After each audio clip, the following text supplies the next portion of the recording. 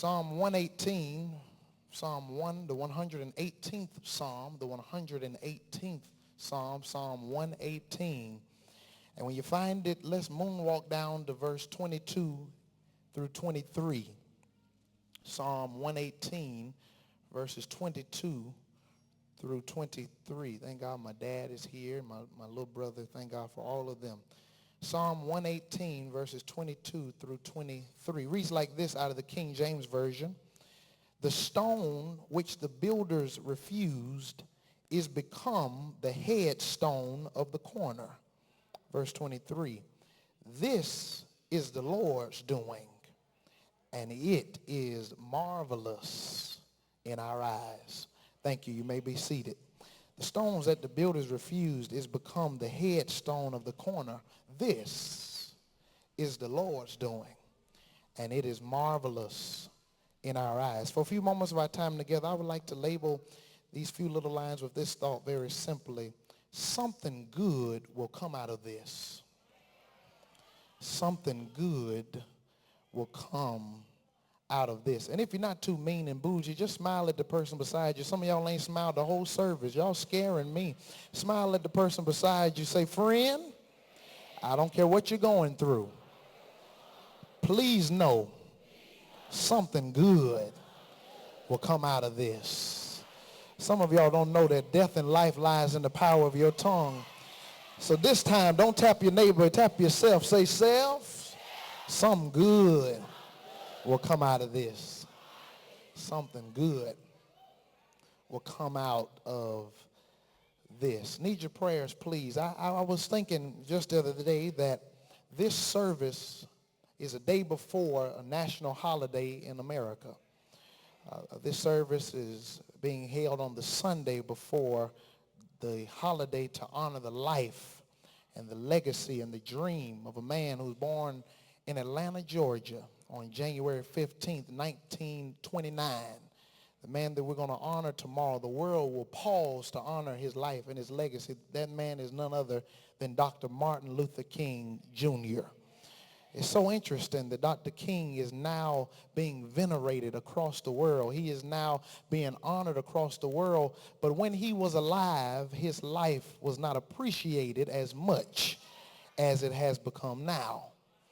Martin Luther King Jr., born in Atlanta, Georgia, January 15th, 1929, went to Morehouse College at the age of 15, graduated by the age of 19, then matriculated on to Crozier Seminary, then went on to receive his Ph.D. in systematic theology from the Boston University, graduated with a Ph.D.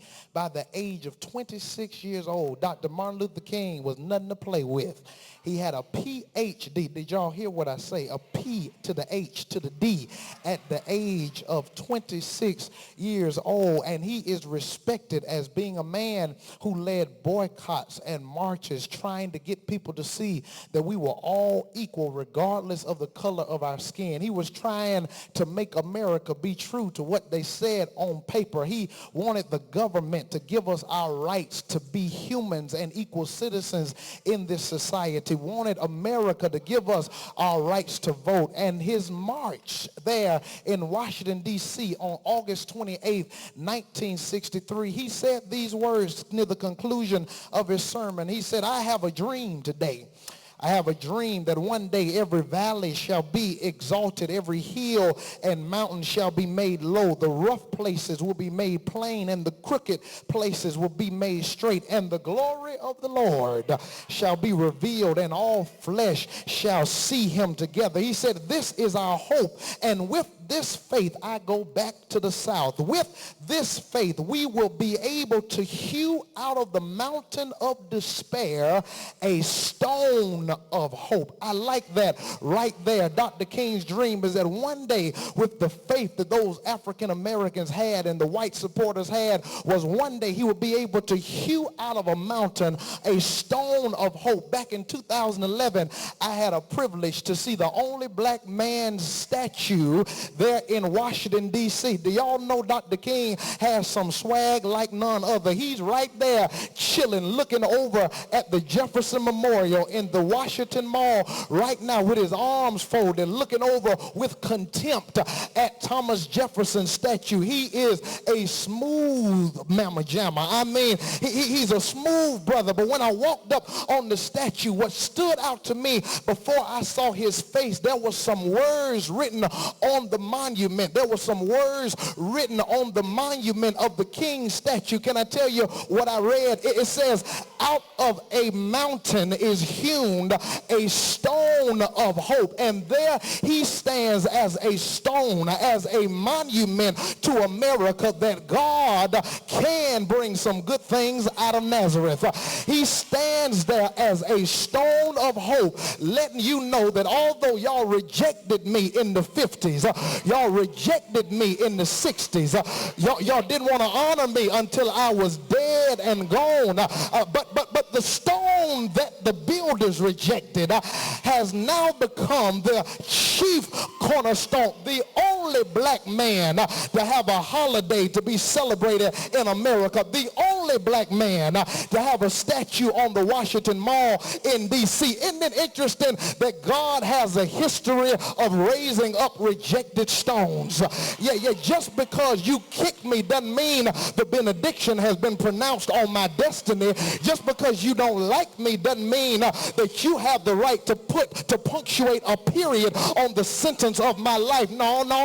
Whenever you take your measly pen out to write a period on my life, God grabs his permanent marker from heaven and writes a comma right over where you put a period. Is there anybody at the house of hope making understand that God can flip a script in your story, and the same people that rejected you in the 60s now have to take off work for a whole day just to remember your name? God has the ability to raise up rejected stones. It's all because something good comes out of every situation. I mean, that's just the way God works. You do know from the beginning of time when God stepped out on nothing, out of nowhere, reached back into the archives of eternity, grabbed the blueprints of the universe, and he said, let there be. There was nothing that was before God said, let there be. It was chaotic and confusing, but something good always comes out of whatever God puts his hands on. They gave God darkness and God made light. They gave God chaos and he created cosmos.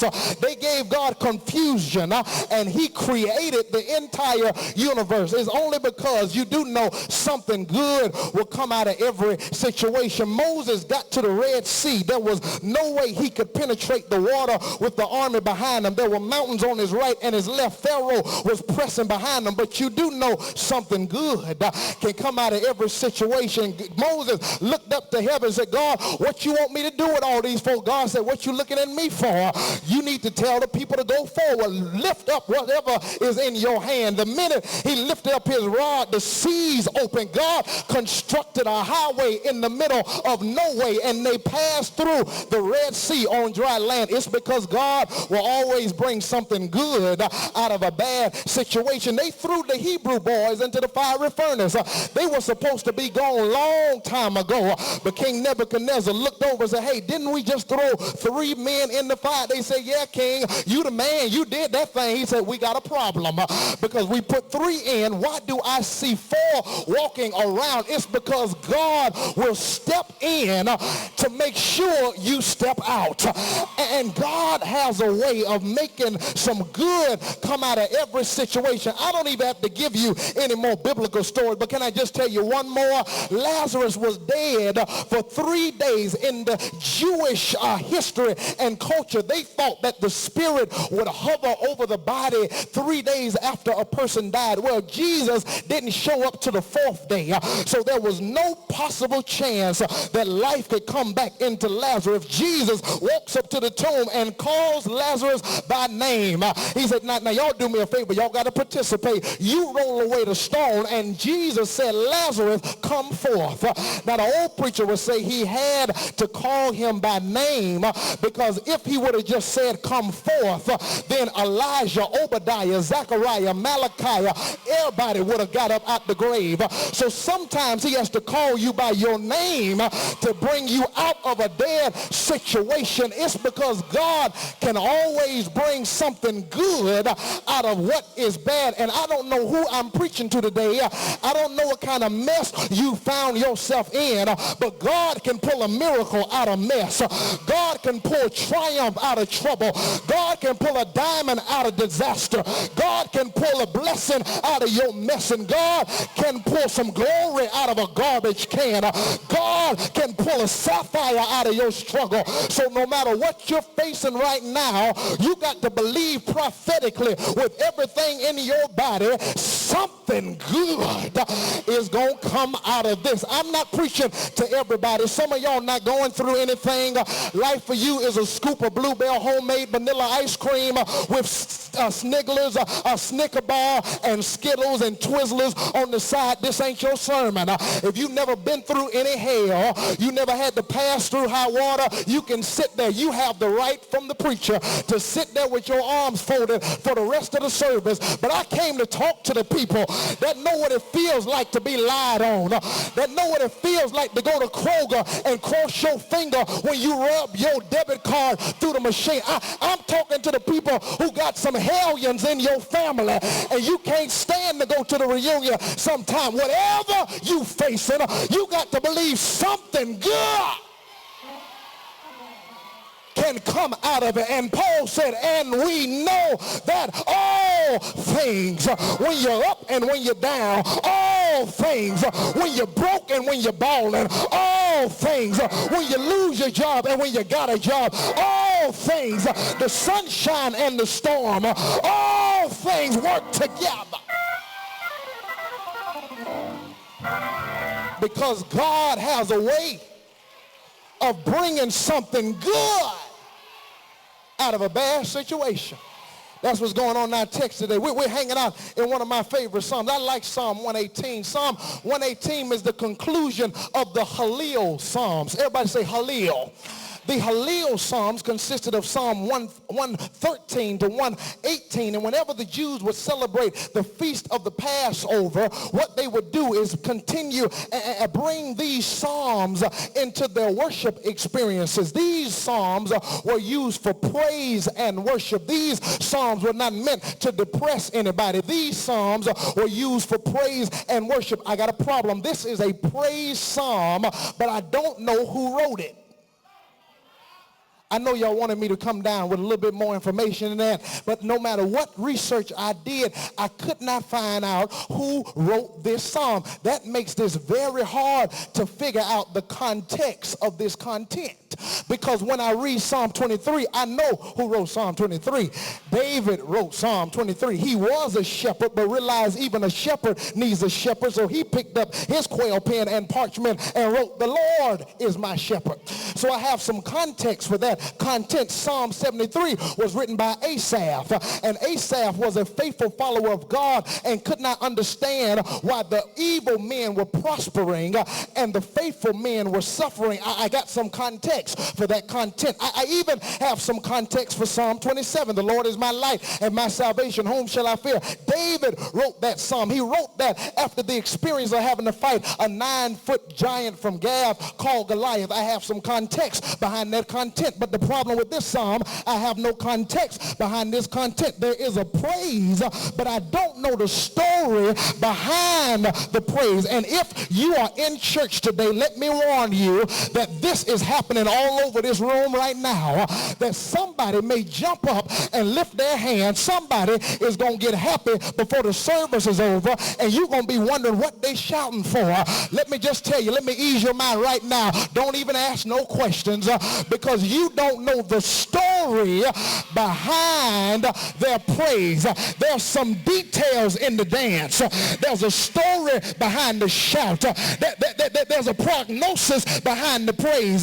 So if you don't know my story, I dare you to say something to me when I say let the Lord have his way in this place. I dare you look at me funny when I say let everything that has breath praise. Is there anybody here that can testify? If you only knew the half of what I've been through, you would be shouting for me in my place. Take 10 seconds and thank God that whatever your story is, other folk may not know it, but you and God know what's up.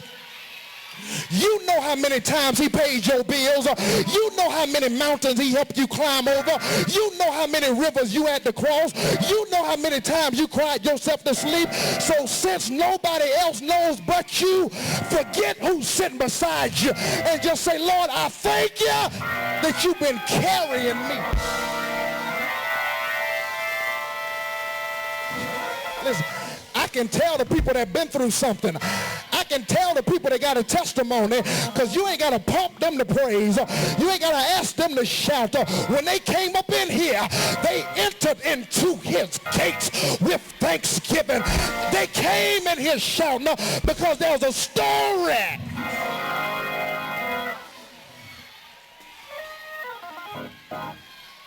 Look at somebody and say, if you don't know my story, don't hate on my glory. We don't know. We don't know who wrote it, but this is we don't know all the context behind the content. But I do know that in the text this morning, there's a stone that has our attention.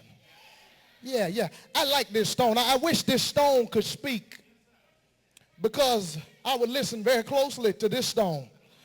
Because this stone has caught my imagination and caught my attention because I'm greatly impressed by the significance of this inanimate object. This stone that was rejected has a resume that I'm envious of. This stone that was rejected got his place in the Bible. This stone that was rejected, Jesus talks about this stone later on in the Gospels. This stone that was rejected is literally compared to Jesus in the book of Ephesians. This stone that was rejected, we're talking about him right now. Thousands of years after this stone's rejection took place. I'm envious of this stone's resume, because this stone can teach us some stuff. Do y'all mind listening to a stone this morning? I invited the stone to come and preach with me today. This stone came all the way from antiquity, traveled through eternity just to come back and help me preach today. Stone, can you tell us how you know something good can come out of any situation? Do y'all want to know what the stone has to say?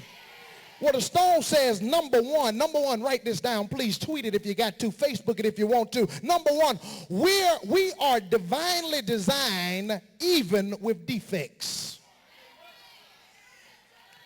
I said we are divinely designed even with defects. There was something about this stone that perturbed the builders. They did not think this stone's shape was good enough. They did not think this stone had the resume or the qualifications to be placed in a unique spot while they were rebuilding a wall in ancient Jerusalem. But although this stone may not have been shaped like they wanted it to be shaped, although this stone might have had some defects in their estimation, this stone was still God's stone. And what people have to say about you does not change your substance. It's still a stone. It may not look like you want it to look. It may not talk like you want it to talk. It may not dress like you want it to dress, but it's still God's stone. And if I be real in here today, I just need the real folks this morning, because there's some other people in the room that can understand what this stone is talking about. If you be real, everybody from the pulpit to the back door have some defects. You have some blemishes on you. Don't you sit up here looking holy. If somebody cross you the wrong way tomorrow, you know some words that'll put them back in check real quick. As soon as you get in the parking lot and somebody cuts you off, you're going to say, got to be more careful because you got some defects. You know some four-letter words that are not Mark, Luke, or John. You got some defects. You went to the mall and you know you good and married, but she walked by, she was fine as wine, she was thicker than a Snicker, and your head started staring backwards. Don't look at me like that because you got some defects. But what shouts me is, in spite of all of our defects, we're still God's child, and God can still use you. As a matter of fact, God didn't ask you to be adequate. God just needs you to be available. God doesn't ask you to have every I dotted and every T crossed. He just wants to know, are you a willing vessel? Because everybody God ever used had some issues. Adam was a liar. Moses was a murderer. David took a man's life and took the man's life. Solomon had to learn that he had different girls and different area codes, and trying to love two sure ain't easy to do. Solomon had over 700 concubines, but everybody God used was jacked up. Jeremiah was a crybaby. Matthew was a crooked tax collector. Peter cut a man's ear off. Abraham and Sarah were too old. Titus and Timothy were too young, but everybody God used was jacked up. Paul used to go around and persecute Christians. Reginald Sharpe is jacked up too, but everybody God used is jacked up. So don't you come up in here looking down on anybody, because it's only by God's grace that some of our stuff ain't been exposed.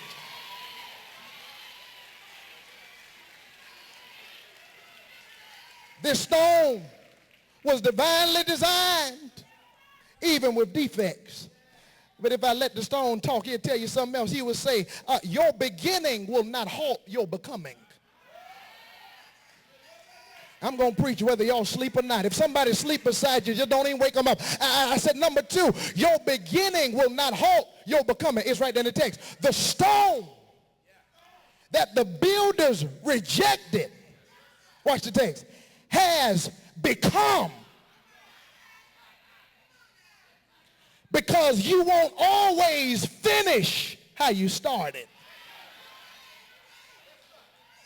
And the problem with trifling church folks is they want you to be perfect from the beginning. Why she dressed like that? Why him come up in this? He know he at church. This ain't the club. Pull them pants up. Why her dressing? Now she know good and well she should have put on a slip. Why she come up in here singing, bouncing around like that for? Sit your judgmental self down. You don't know where they are beginning, and you better be careful how you treat people today, because you're going to want their autograph tomorrow, because your beginning will not halt your becoming. That's why I love Dr. Martin Luther King Jr. Birthday celebration. I love me some Black History Month, because they thought that because they raped us and they lynched us and they enslaved us that we weren't going to become anything. Well, how is it that Harriet Tubman could still escape? How is it that Frederick Douglass could speak up and Richard could lead, and Sojourner Truth could preach, and Madam C.J. Walker could create? How is it that W.E.B. Du Bois could graduate from Fisk and Harvard? Booker T. Washington could educate. Adam Clayton Powell could legislate. George Washington Carver could invent. Thurgood Marshall could prosecute. J.H. Jackson could preside. Fannie Lou Hamer could protest. Mahalia Jackson could sing. How is it then that Jackie Robinson could compete? Muhammad Ali could box. C.A.W. Clark could hoop. Marvin Gaye could perform. Malcolm X could challenge. How is it then that Mary McLeod Bethune could build a school? Rosa Parks could sit. Barack Obama could run. Loretta Lynch could be appointed to the U.S. Attorney, and Dr. King could have a dream. You ask me how is it? It's because wherever you begin does not always mean you're going to stay that way. And somebody ought to get happy right now, because you might have come from the hood, but you can be working at the White House before you die. Somebody ought to give God praise that your future is in the hands of God. Y'all fooling me here. Is there anybody that your beginning was rough? You might have come from the cotton field. You might have come from the country. Your daddy might not have been in your life, but you ought to take 10 seconds and say, God, I'm praising you over my future because I'm not going to let where I come from define and confine me. Your beginning will not halt your becoming. And that's why you ought to take a good look at this room right now. Some of you all are very concerned. Sharpe, they don't have the mics right. Sharpe, we sitting in folding chairs, Doc. Sharpe, your balcony is a bleacher section. Sharpe, it ain't many folk up in here as it was last Sunday. You think folk just come to see what was going on, be nervous. Don't you worry about what you see.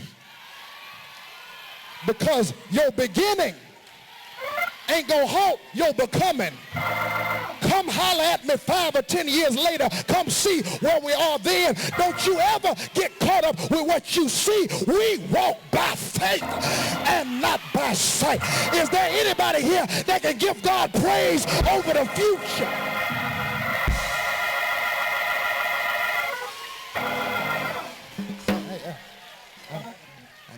I'm just trying to tell you something good.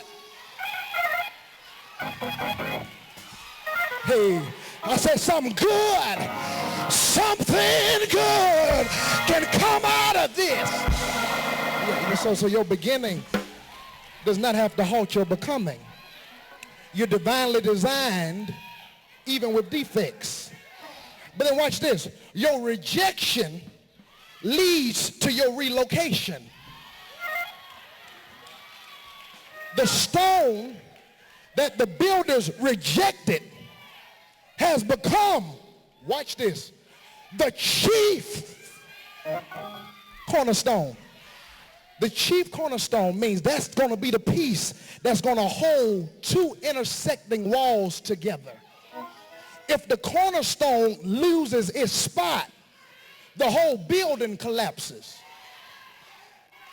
So because they rejected this stone in an ordinary place, it left it some space to be used in an extraordinary space. What you trying to say, Reggie?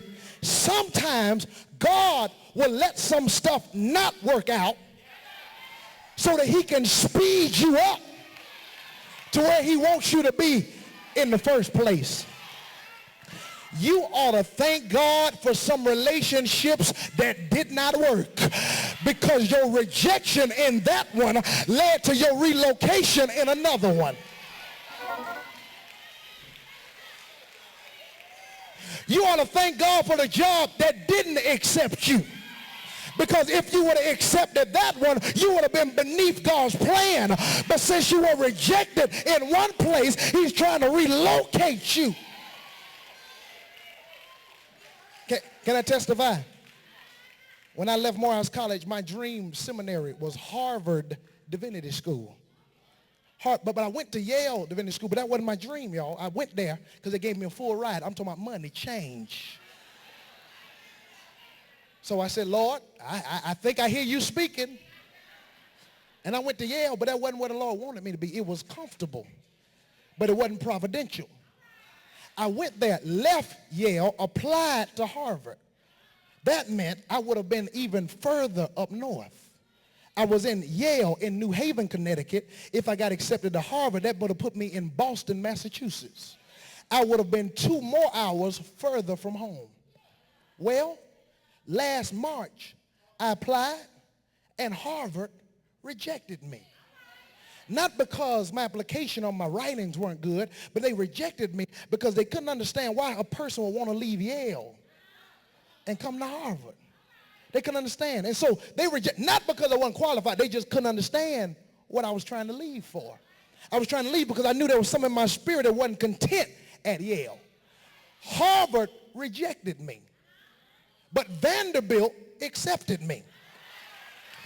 Harvard would have put me 17 hours away from Atlanta. Vanderbilt put me 4 hours away from Atlanta. If I had been at Harvard, I would not be here today preaching.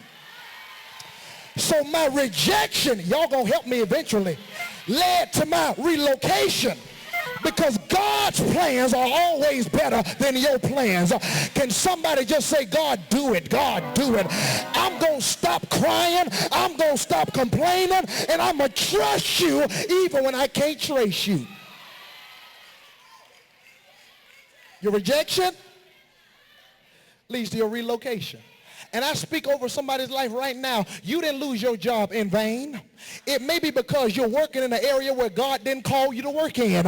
And if he did not stir your nest and put some thorns in your nest, you would never understand the strength of your own wings.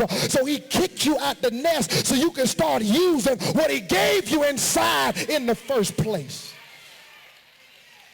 I'm almost done. Y'all don't like my sermon.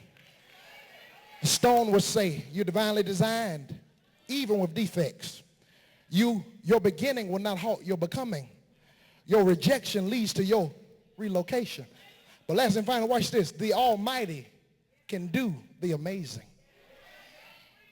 The stone that the builders rejected has become the chief. I'm talking about the main thing.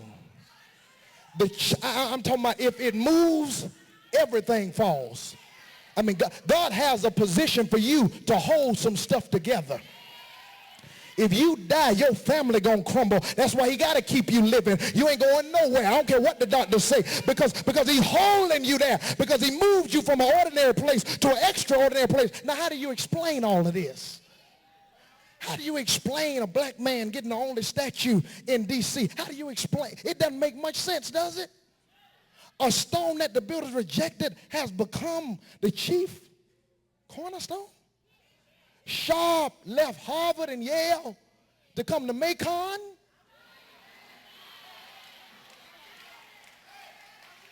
No offense, I love y'all, Mill Georgia. But I mean for real. People would die to go to the Ivy Leagues. And God told me to leave. That don't make no sense. Verse 23. It doesn't make any sense. But, verse 23. But this is the Lord's doing. And it is not okay. And it is not just all right. And it is not just something to adjust to. No, this is the Lord's doing. And the Bible says it is marvelous. And can I tell you what marvelous means? It means inconceivable and unbelievable. It is marvelous.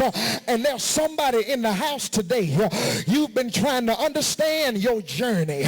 You've been trying to understand why some stuff happened to you the way it happened. Well, I dare you to just lift up your hands and speak over your life. Speak over your family that this is the Lord's doing, and it will be marvelous. When the family divorced, it might have hurt somebody, but God has a way to flip the script and make a mess turn out marvelous. God can take every hater and make them your elevator, because it is marvelous. When you woke up this morning, the same hand that put the sun on day shift and put the moon on night shift, that same hand is over your life, and it is marvelous. When God put the sun on sacred synchronicity, and every day it rises in the east. It skirts across the blue sky and sets behind the western hills.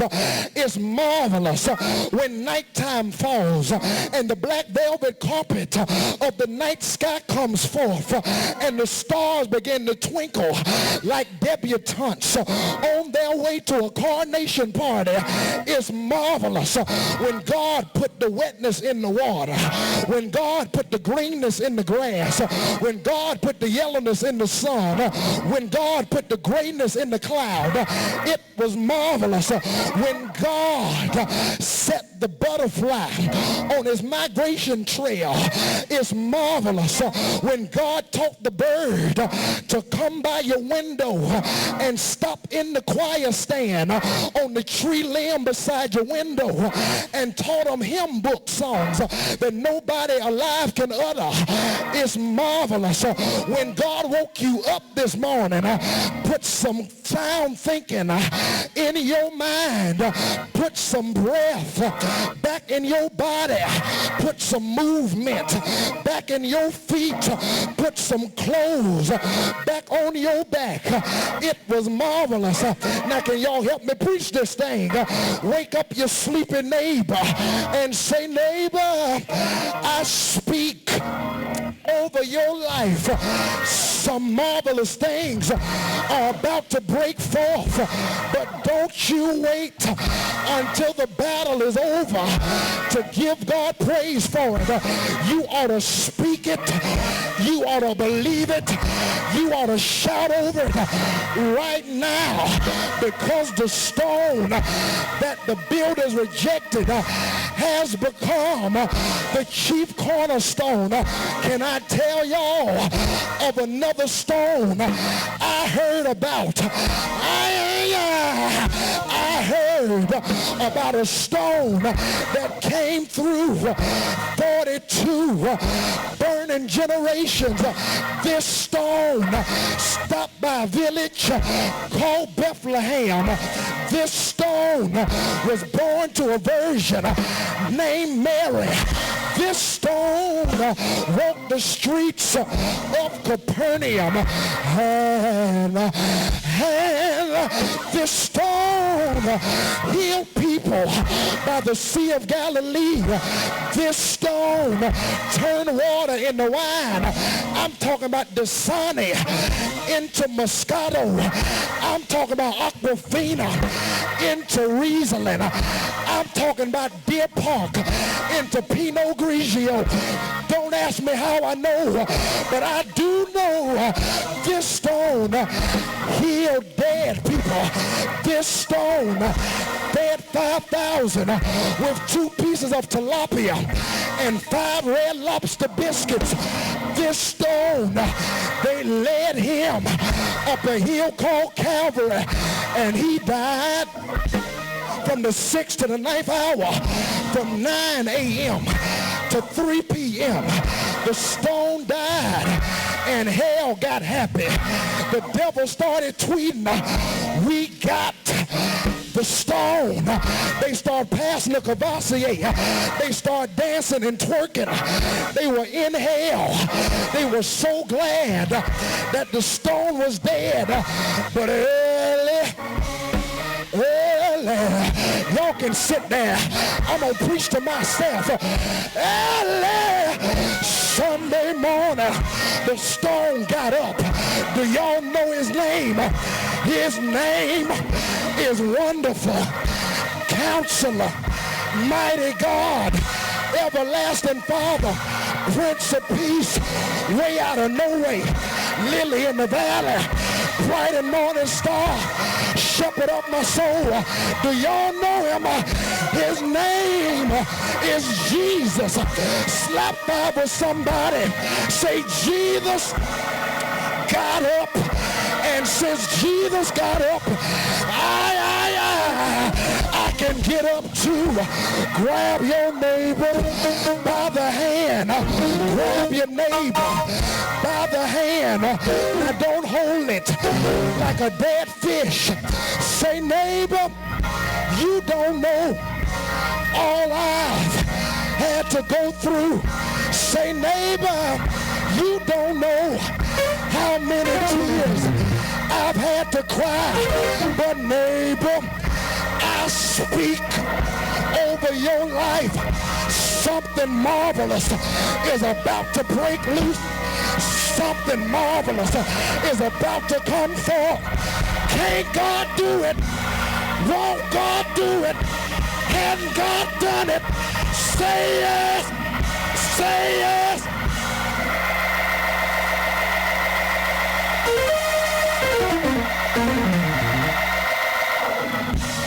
Hey, hey, hey, put your arm around your neighbor.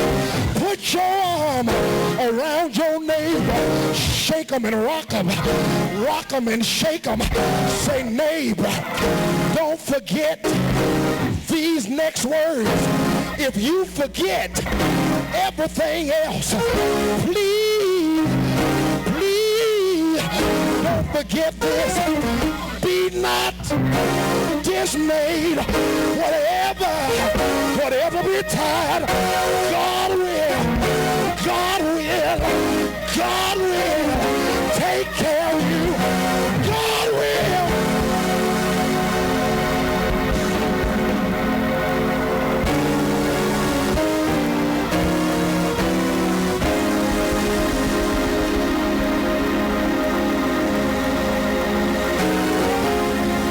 Won't he take care of you? Won't he raise you up? Won't he relocate you? Won't he bless you? Won't he wake you up? Won't he put food on the table? Won't he take care of your family? Say yes. Say yes. Say yes. Say yes. Say yes. Say yes.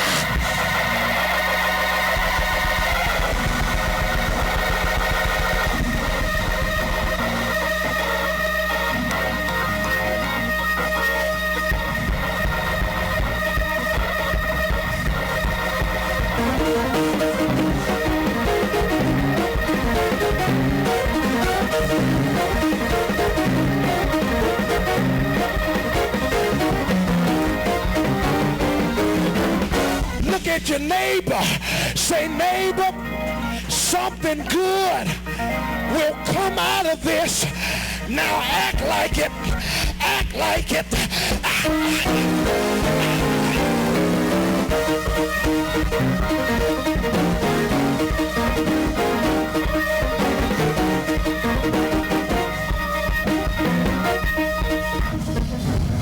To God be the glory. Come on. To God be the glory. To God.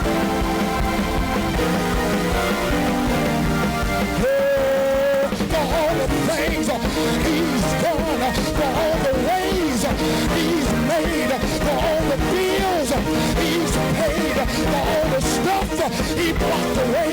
He blocked it, he blocked it, he blocked it, he blocked it.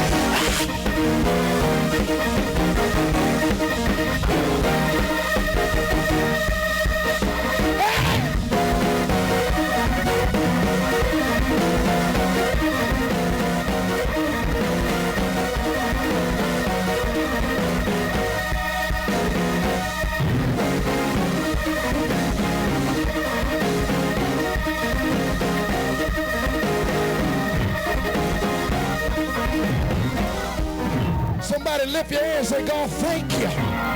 There's something good, something good, something good, something good, something good, something good. Hug two or three people and say, something good don't come out of this. I said, hug two or three people, say something good.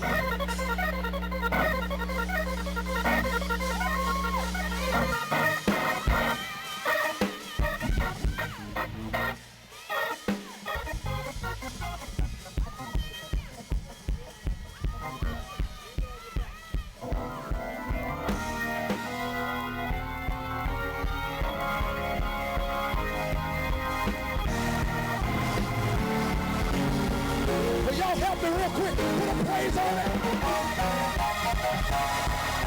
Hey, hey, hey, hey.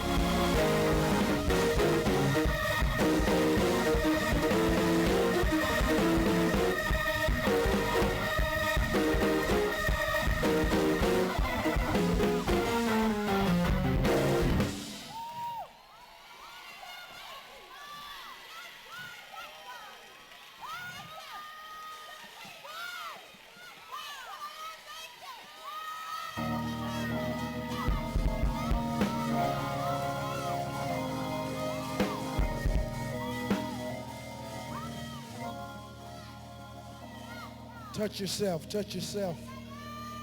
If you got to hold yourself, hold yourself. Hold yourself. And speak over your whole life